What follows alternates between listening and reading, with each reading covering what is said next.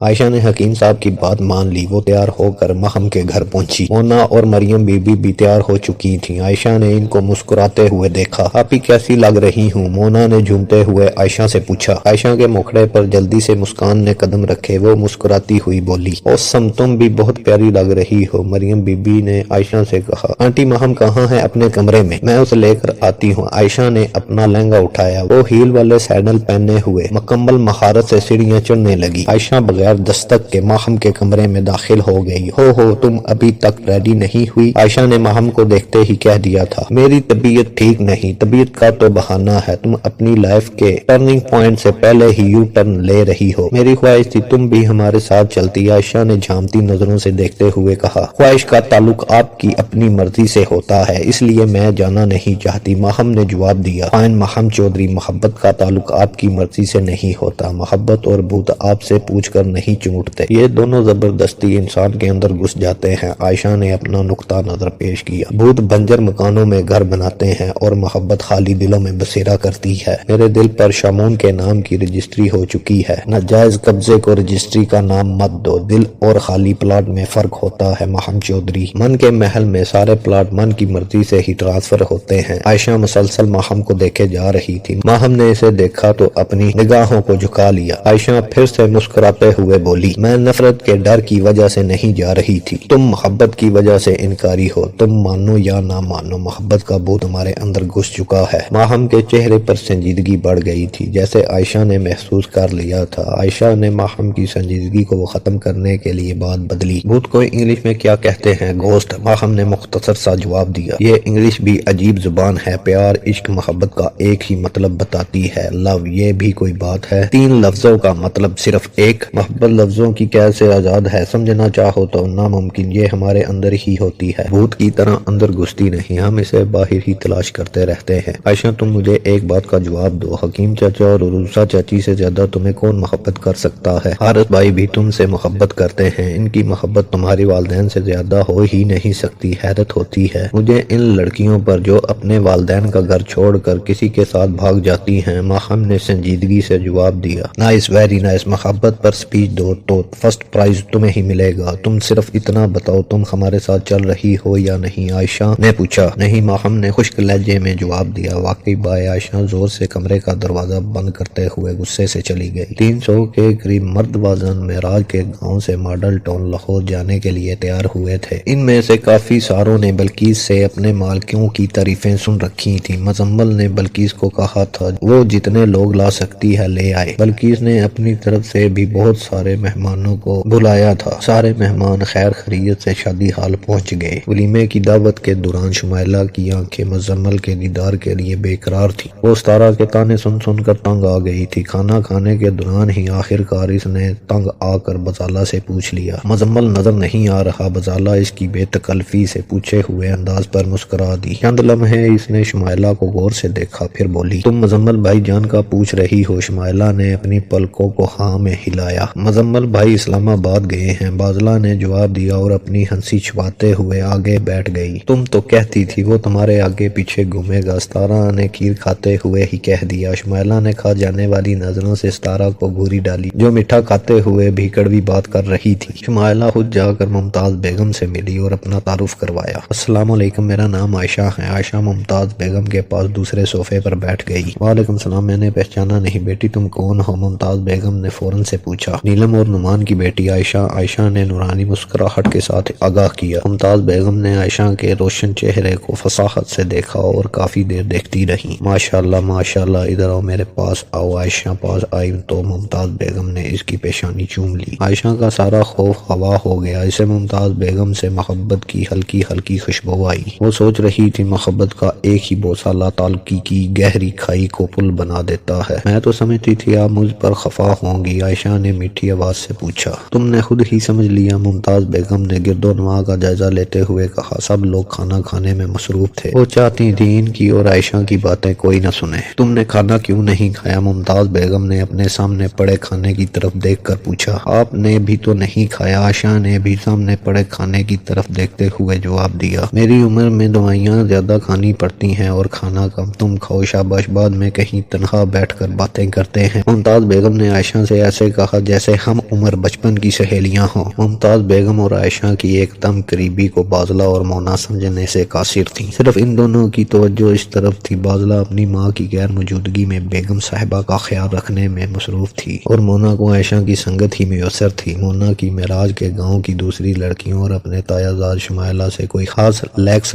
نہیں تھی۔ کھانے سے فارغ ہونے کے بعد لڑکیوں کا فوٹو سیشن ایک بار پھر شروع ہو گیا۔ ادھاڑ عمر عورتیں خوش گپوں میں مصروف تھیں۔ مرد حضرات ماڈل ٹاؤن پارک کی سیر کو نکل گئے۔ سیر کا تو بہانہ تھا، اصل میں معراج کے لوگ سو سیر کھائے ہوئے شیر قورمے کو ہضم کرنا چاہتے تھے۔ بڑی بوڑھی عورتوں نے بنش کے مکھڑے پر بکھری ہوئی مسکراہٹ کو دیکھ کر خود ہی اندازہ لگا لیا تھا کہ لڑکی بہت خوش ہے۔ دلہن کی چند قریبی سہیلیاں جن میں شمائلہ اور ستارہ بھی شامل تھیں اس کے ساتھ خوش گپوں میں مصروف تھیں۔ دلہا باسط گاؤں کے نوجوانوں کے ساتھ اشاروں ہی اشاروں میں بات چیت کر رہا تھا۔ کچھ ادھیڑ عمر مرد باسط کو دور ہی سے دیکھ کر خوش ہو رہے تھے، آخر وہ ان ہی کے گاؤں کا سپوت تھا۔ ایک طرف چند گوشت خور حضرات کھانے کی تعریف میں قصیدے پڑھ رہے تھے۔ ممتاز بیگم نے ویٹر سے کہہ کر شادی ہال کے مینیجر کو بلا کر الگ سے بیٹھنے کا بندوبست کروا لیا تھا۔ شادی ہال کا مینیجر ممتاز بیگم کی حیثیت سے اچھی طرح واقف تھا، اس لیے اس نے اپنا کمرہ انہیں بیٹھنے کے لیے پیش کر دیا۔ تمہارا باپ نعمان فون پر تم سے بات کرتا ہے؟ ممتاز بیگم نے سنجیدگی سے عائشہ سے پوچھا۔ جی نہیں، عائشہ نے افسردگی سے بتایا۔ اور ماں نیلم؟ وہ کرنا چاہتی ہیں مگر عائشہ نے رک